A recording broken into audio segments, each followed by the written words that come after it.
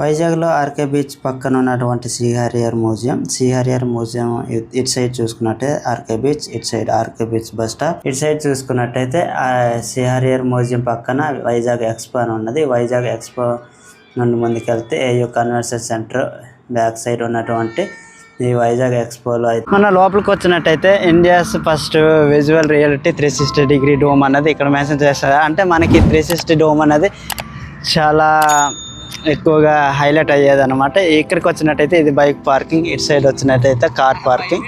ఈ car parking అక్కడ ticket తీసుకొని మనం ఆ లోపలికి అయితే వెళ్ళాల్సి ఉంటుంది. కౌంటర్ దగ్గరికి అయితే వచ్చాను భయ్య. కౌంటర్ దగ్గరికి వస్తే 100 రూపాయలు అని చెప్పారు. పోనీలే 100 కదా అని తీసుకుంటే 100 రూపాయలు తీసుకొని లోపలికి అయితే వచ్చాం. లోపలికి వచ్చిన వెంటనే చక్కనైన చైన్స్ అయితే కనిపించాయి. అండ్ చిన్నపిల్లలకు కావాల్సిన మంచి గ్యాడ్జెట్స్ అండ్ గేమ్స్ ఆడుకోవడానికి గేమ్స్ అండ్ ఫాస్ట్ ఫుడ్స్ తినొచ్చు.